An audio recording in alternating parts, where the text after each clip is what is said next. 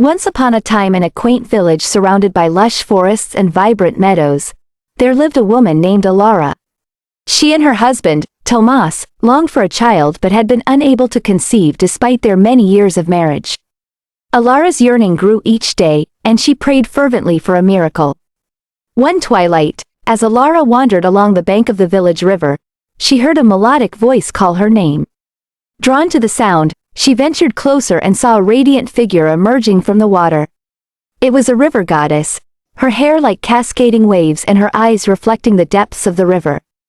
"Do not be afraid, Alara," the goddess spoke in a soothing tone. "I have heard your pleas. I can grant you the child you desire, but there is a condition."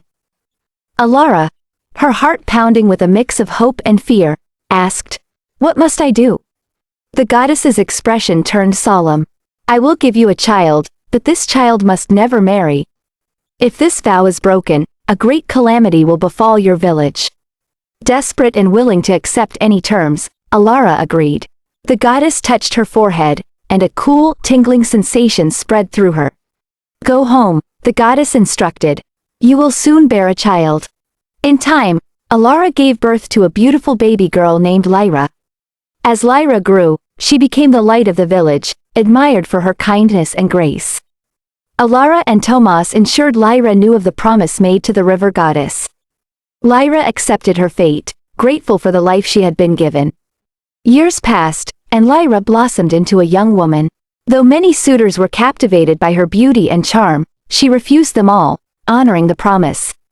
However, destiny had other plans when a charming and adventurous young man named Kale arrived in the village.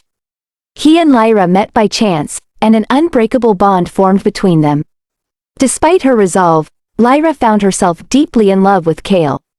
She confided in her mother, who was torn between her daughter's happiness and the fear of breaking the sacred vow. Torn between love and duty, Lyra and Kale decided to marry in secret, hoping that the goddess might show mercy. On their wedding day, the skies darkened ominously, and a fierce storm erupted. The river, once calm and serene, turned into a raging torrent. As Lyra and Kale exchanged vows, a deafening roar filled the air, and the river goddess appeared, her eyes blazing with fury. "You have broken the sacred vow," she thundered. "Now, the village must pay the price." With a wave of her hand, the goddess unleashed her wrath. The river overflowed its banks, flooding the village. Houses were swept away, and crops were destroyed. People fled in terror, and the once thriving village was plunged into chaos. Alara, witnessing the devastation, fell to her knees and begged for mercy. "Please, forgive us. Punish me, not the village." The goddess's anger was tempered by Alara's plea. She approached Alara and spoke in a voice filled with sorrow. "The bond of love is powerful, but so are the promises made to the divine. I will spare your village, but a price must still be paid."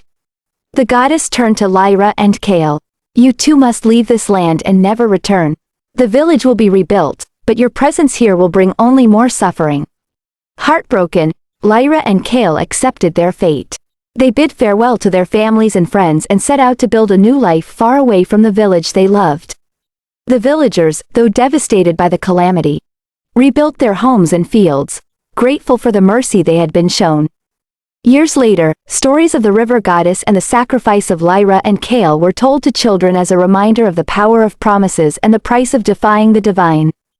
Alara, though saddened by the loss of her daughter, found solace in knowing that Lyra and Kale's love had been true and enduring, a beacon of hope even in the face of the goddess's wrath. And the river, once again calm and serene, flowed through the village, a silent witness to the trials and triumphs of those who lived by its banks.